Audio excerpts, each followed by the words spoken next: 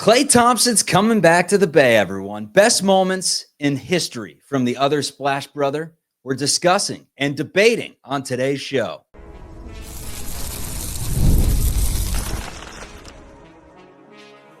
You are Locked On Warriors, your daily Golden State Warriors podcast. Part of the Locked On Podcast Network, your team every day. You are locked on to the Golden State Warriors, everyone. Welcome into the show. We appreciate you for making it your first listen of every day. A lot of ways you can check us out. Audio podcasts, free and available. You can check us out on YouTube where we got video. Give us the thumbs up. Join the community by hitting that subscribe button. It is always free, and that means it is for me and it is for you too. Today's episode brought to you by FanDuel. You can start the season with a big return on FanDuel. New customers, you place a $5 bet. You'll get started with $150 in bonus bets, and if you win that $5 bet, you get that $150. Visit FanDuel.com to get started. My name's Charlie Walter, formerly at 95.7 The Game in the San Francisco Bay Area. Also worked for CBS News Bay Area, call letters KPIX, covered a championship at both those places in 21-22. My partner there, Matt Kolsky, produced his show, Kolsky and Company, also did Warriors Post. And today we talk about a win over the Oklahoma City Thunder that puts the Golden State Warriors, I was going to say all alone, then I realized they were in a three-way tie, but it puts them in a tie for first place in the West at 8-2 overall through 10 games. We're talking about the Thunder win, what we learned from that game, but more importantly, we're spending a bulk of the show talking Klay Thompson's return. The emotional hasn't really hit yet. Apparently not for Klay either. Curry's just saying, it's going to be weird. It is going to be weird. So let's talk about the past. Klay Thompson's top 5 moments. We're picking out the perfect MySpace top 5, and we can debate all day because I think they're better than 5 moments. But anyways, Kolsky, the best moment from the Oklahoma City Thunder game was a couple of Steph Curry daggers late. Had 7 threes in the game, 36 points. It's my first chance to kind of get your reaction from that game as you've now had time to check the tape. The sky cam, I know you watch it from up above so you can see all the sets developing in real time. Give it to me, doctor. What did we like?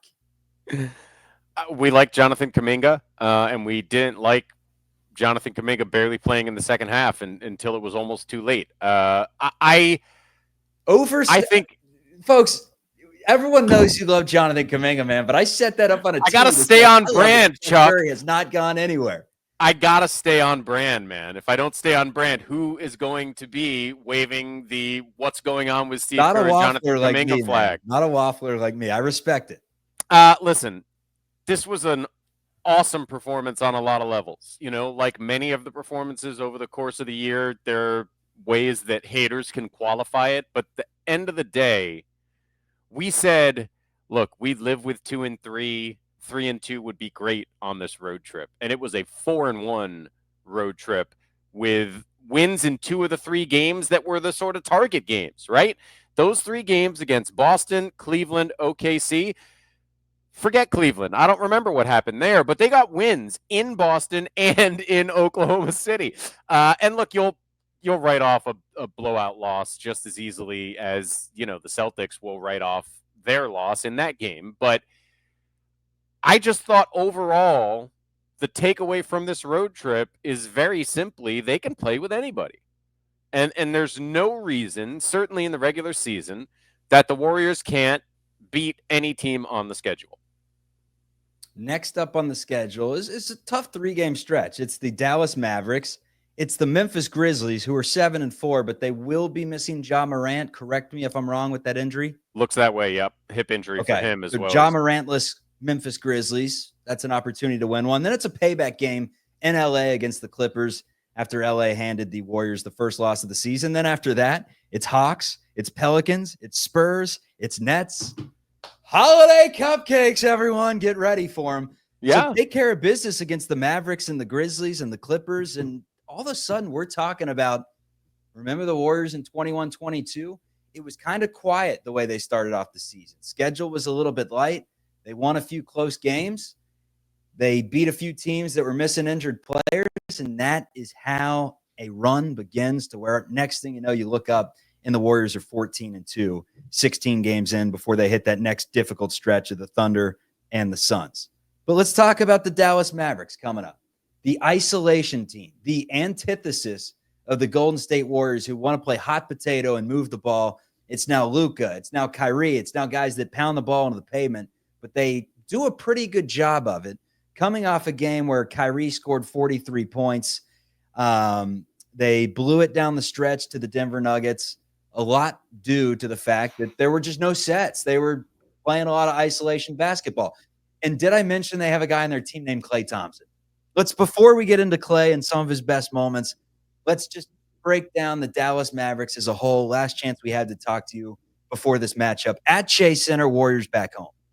Yeah, I mean, if you want to make it as simple as possible, right, that it's the old styles make fights, and this is going to be a style tug of war. The Mavericks want to pound the ball into the floor. Luka and Kyrie both go to work one-on-one. The Warriors want to run and move the ball. And what pace this game is played at is going to go a long way to determining how it shakes out. The Mavericks haven't been great. Klay hasn't been great. You failed to mention in the 43-point Kyrie game, he missed some big shots down the stretch. And like you said, you know, when you play that style of basketball, like either your guys hit the shots or they don't.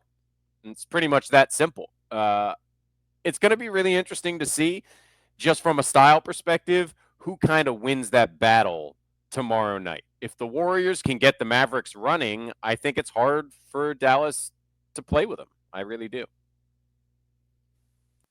Perimeter defense, because that was brought up on the last show. From what you've seen Golden State do out on the perimeter, and not letting the help defense come into play because you're staying in front of your man. That's massive for this game. Kyrie, he's a dicer, we like to call him. He's a scientist, a surgeon with the ball in his hands, and Luka is a scientist and a hunter at the same time. Yeah. And one of the guys he can be hunting is Klay Thompson, who knows a thing or two about hitting about 11 threes in the Bay Area in a game. He knows those corners well. He knows the places around the edge of the three-point line in San Francisco well. That's not in San Francisco. I don't know if he ever hit 11 in San Francisco, but definitely in Oakland. Yeah, maybe not 11, but he hit plenty of threes at Chase Center. Don't let the fact that he wasn't 2018 Klay at Chase Center fool you. He's hit a lot of three-pointers in that building, and he wants it. I mean, I don't know if that is good or bad for Klay at this stage of his career. I think part of the problem last year, frankly, was he was pressing a lot, and that didn't work for him. He's in a new spot, and look, it's better for everybody. He seems happier. The Warriors are clearly a better team, and it's just, I'm not blaming this on Klay, but the Klay situation was a bit of a dark cloud hanging over the team last year. You had to bench a guy who's going to have a statue, and that's weird. It didn't go well emotionally for anybody. So I'm hoping we get some smiles and some hugs before the game and a huge standing ovation for my guy, and then beat the crap out of the Mavericks, right? That's the job. It's a job that the Golden State Warriors are going to be favorited in. 2.5 points, the spread, and the minus in front of Golden State's name. So they are the favorites at home. Perimeter defense, though, getting back to it. What have you seen so far in terms of the Warriors being able to guard out on the perimeter? We saw it especially in OKC because there was no inside game.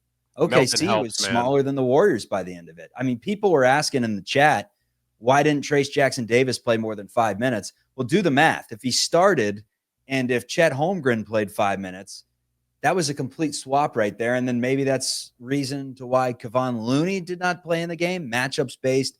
So we saw a lot of Warriors perimeter defense. Did you like what you saw? Room for improvement there? And the answer is room for improvement. But did you like what you saw somewhat? I mean, there's always some room for improvement, but it's really good. It's really, really good. They were chasing guys around. The help defense was good when it was needed. They were forcing guys the way they wanted to force them. They were making shots for Shea and Jalen Williams really tough. Look, the Thunder came back for a variety of reasons. I think you could make the argument that the reason the Warriors were up nearly 30 at one point is because they were a little shell-shocked after losing one of their better players. But overall, the perimeter defense was really solid, and it has been all year. The effort is the biggest thing. That's really it. If you're good defensively, like Gary Payton or DeAnthony Melton, effort takes you over the top. If you're defensively, like Buddy Hield, the effort is what matters, right? Are you trying to be in the right place? Are you doing the right things when you do get beaten?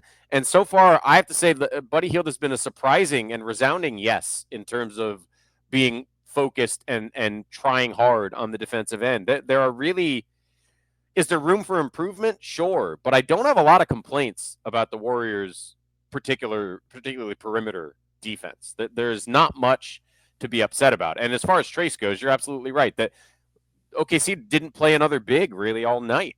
So you just didn't need another big guy. And in a lot of ways, that plays right into the Warriors' hands. When we return, it's Klay Thompson. We're not going to discuss much of them aside from, the ovations and what the atmosphere was like for the game. But for tomorrow night's show or Tuesday night's show, it's going to be your typical Warriors, Mavericks recap because we move ahead. But right now we can look back at the past. One thing's certain, he's going to have a statue, and already confirmed number 11 jersey will be retired.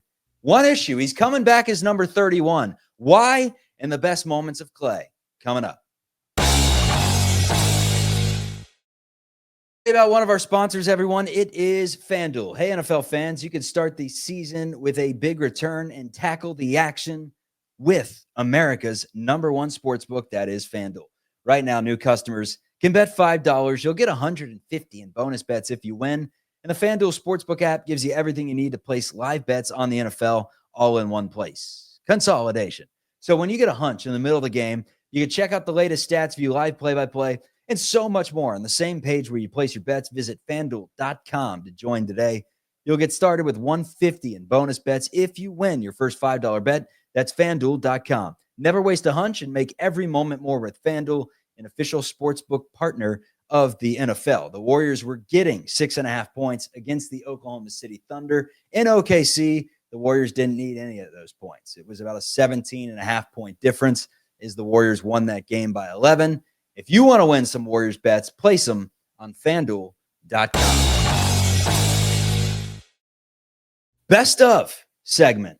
And the way that I like to do this, some go with a Mount Rushmore, and they form the perfect Mount Rushmore as we throw our picks into the pot and then kind of separate which of the 8 should be on the Mount Rushmore. But 4 is not enough with Klay Thompson. There's 4 easy ones right off the top of my head, and I want to debate this. So we go with, who's your top friend? The MySpace top 5 Klay Thompson moments. Number 11 will hang in the rafters someday, but he's coming in as number 31 because he's paying homage to a great shooter in Reggie Miller, a catch-and-shoot guy that didn't need many dribbles, and that is not what Klay Thompson needed to. I think I completely butchered the way that I said that, but Klay Thompson didn't.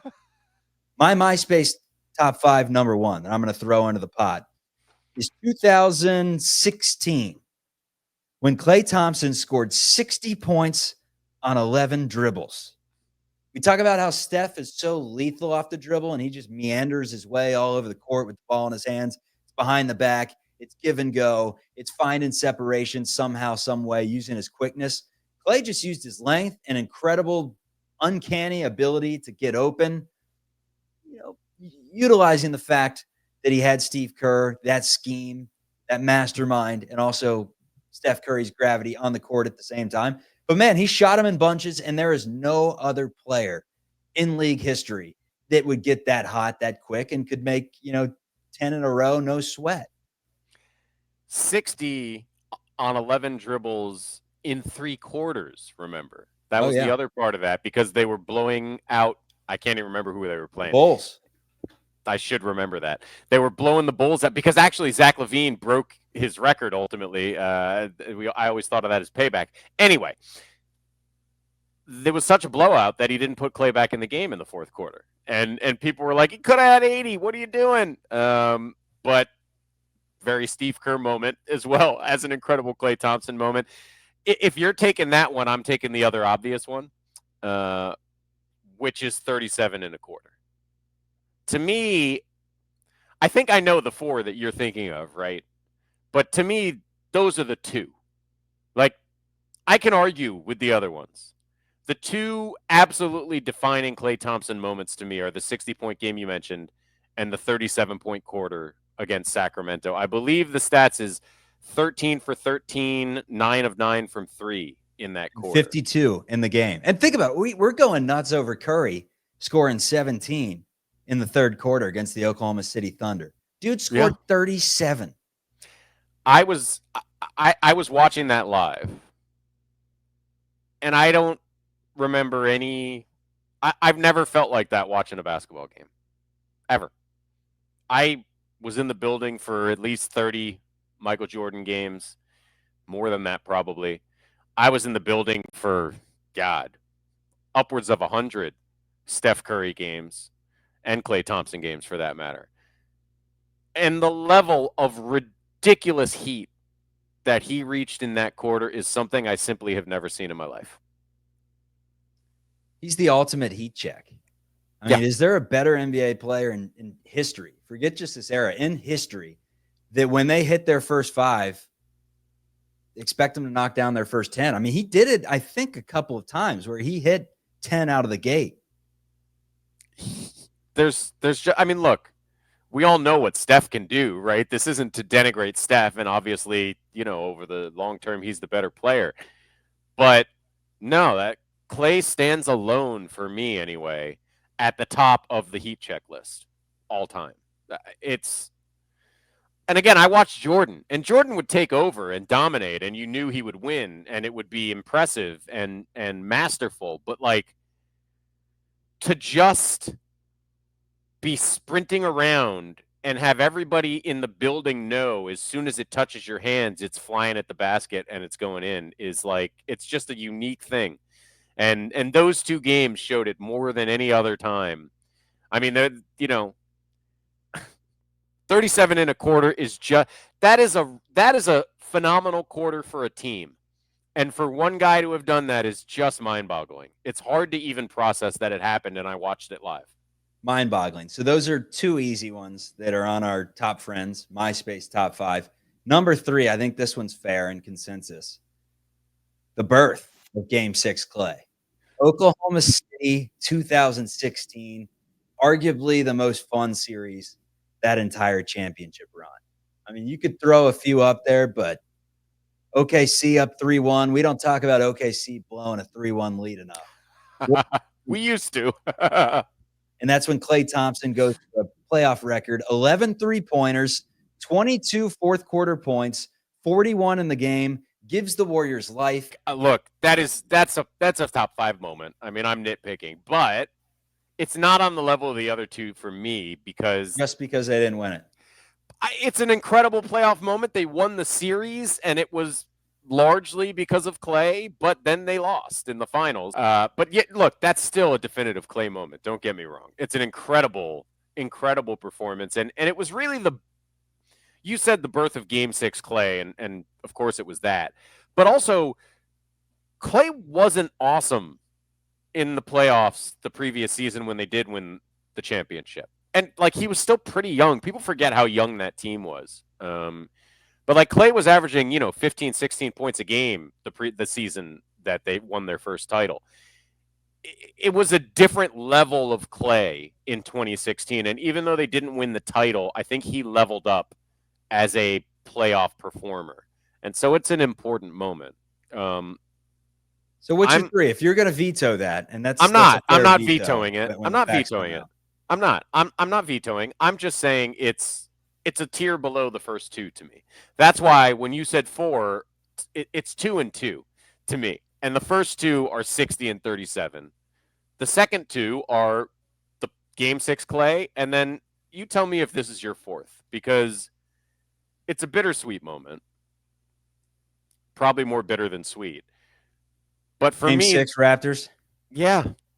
Walking out on the court with a torn ACL and shooting free throws to the absolute loudest roar you'll ever hear.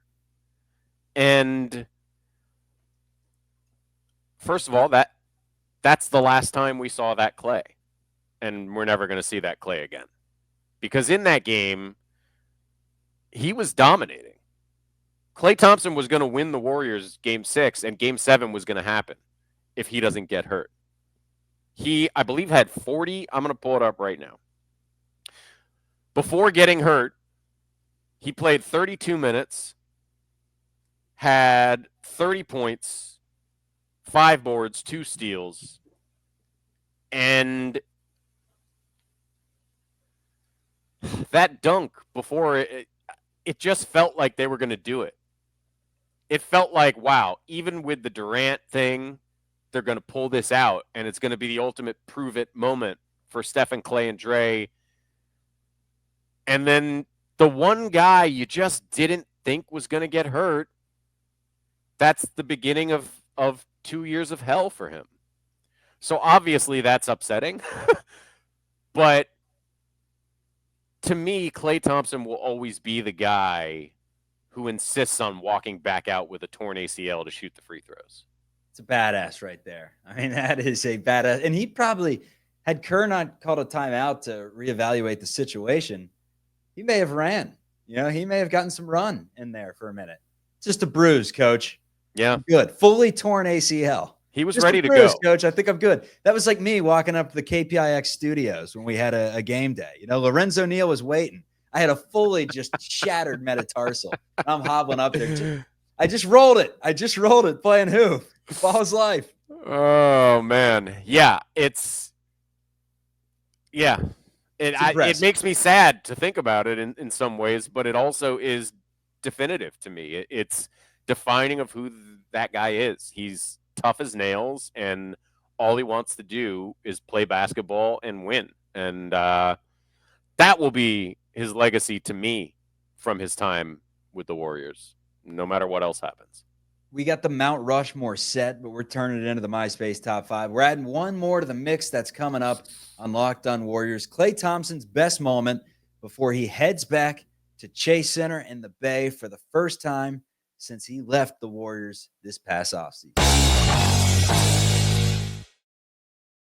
With big wireless providers, what you see is never what you get. Somewhere between the store and your first month's bill, the price you thought you were paying magically skyrockets. With Mint Mobile, you'll never have to worry about gotchas ever again. When Mint Mobile says $15 a month when you purchase a 3-month plan, they mean it. So forget the looking at your bill on, your bank statement at the end of the month and seeing $79.19 one month and $119 the next. It shouldn't be changing like that, everyone. Say bye-bye to overpriced wireless plans, jaw-dropping monthly bills, and unexpected overages. Mint Mobile's here to rescue you. Plans start at $15 a month. To get this new customer offer and your new 3-month premium wireless plan for just $15 a month, go to mintmobile.com/lockedonnba. That is mintmobile.com/lockedonnba. Cut your wireless bill to $15 a month at mintmobile.com/lockedonnba. $45 upfront payment required. New customers on first 3-month plan only. Speeds slower than 40 gigabytes on unlimited plan. Additional taxes, fees, and restrictions apply. See Mint Mobile for details. Klay Thompson's number one moment. Or not number one, but we can add to the MySpace top 5. Okay, I have a broad thought on this. Obviously, there's 30 basketball moments we could pick, and any one of them would be valid. But I feel like the Klay experience was so much bigger than that our fifth thing should be a non-basketball thing. And I've brought a prop for this. I have the shirt I'm wearing, of course. No, that's a good one. Paper airplane Klay is a good one. That can go on the list. He hit our friend Aaron Wilson over at Cron. Yeah, that's really good. Oh, my bad. I mean, it's a staple. Who else does that? It's a really good one. We have China Klay, right? This is just a sweatshirt with various Klays on it. There's China Klay we could think about. There's Klay and Rocco. Right? Rocco, big character. There's Newspaper Klay. Remember Newspaper Klay? Very, very enjoyable. But actually, My favorite Klay is not on my T-shirt. And this is, don't take this the wrong way, Klay. I know you're watching. After the injuries, my favorite Klay moment was an Instagram Live where he was listening to Bob Marley and driving his boat. So my fifth moment is going to be the Instagram Live where Klay was singing Bob Marley, driving a boat on the bay, and to me that felt like peak off-court Klay. Rocco probably in the boat. I hate to leave Rocco out. Like, it's a dead heat between Rocco and boat. But if I got to choose, I go boat. Okay. Boating, Captain Klay was great. Captain Klay, man. His return, man, against Cleveland, throwing down over someone. Yeah. That was good, but he missed some shots. If he would have gone for 50, it would have been a different story, but it was pretty impeccable. Seeing him come back from those devastating injuries. I would say just the entire title run in 21-22, not for his play, but for the fact that it was about Klay, right? After the season, everyone said this one was for him.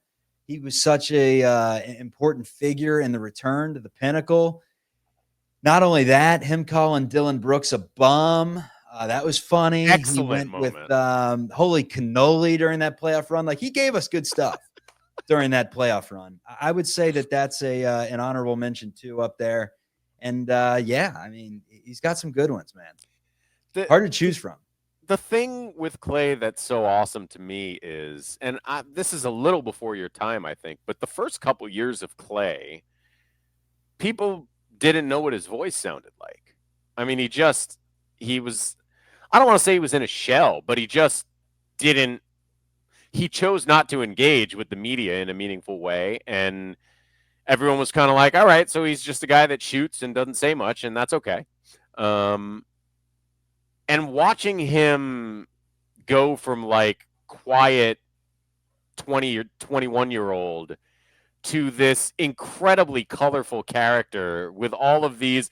I mean, that sweatshirt alone is just 4 different versions of Klay on a sweatshirt, Like, he just became such an incredible character in Bay Area sports. And that's why, to me, the fifth thing has to be off the court, because that was as big a part. I was playing that Claytheism soundbite for 6-7 years on the radio, calling myself a Claytheist, and people knew what that meant beyond just watching him shoot the basketball. They knew I was talking about his lifestyle and just like who he is as a guy. And it's chiller, rare, man. He's a chiller. He's an absolute killer on the court and an absolute character off the court, and it's so rare to get that kind of guy. So many of our stars are so overproduced, and Klay was just Klay all the time. Even sometimes when it wasn't good.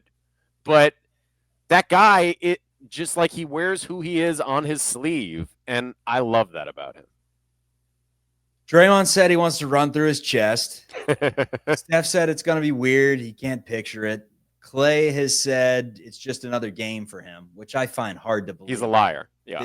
He's a liar. When that, I don't want to call it a hype video, but when that memoir hits up on the big screen at Chase Center, do you feel that he's going to get emotional? Because he really didn't. He was pretty locked in when he returned from that 2-year hiatus for the Cavs game in 21-22. But I feel like this one may get him a little choked up.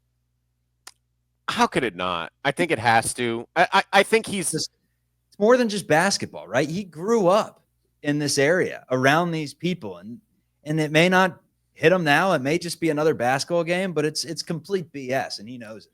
I think he's trying to talk himself into that, right? Like, if he says it enough times, maybe he'll be able to play like it's just another basketball game, but it's not.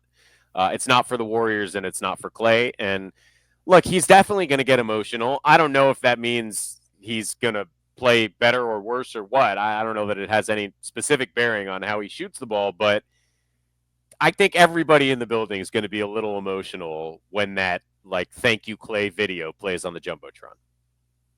Hopefully they don't leak it on Twitter like an hour and a half beforehand. Please. Everyone's already seen it. No, don't do that. Yeah. All right, Locked On Warriors. We got the Dallas Mavericks and the Golden State Warriors on Tuesday night. Oh, we didn't even mention It's the debut of Emirates the Cup. in-season tournament. Yeah, we keep hearing Christopher Moltisanti is on TV telling me all about it. Let's go. Have you seen the video where he explains it?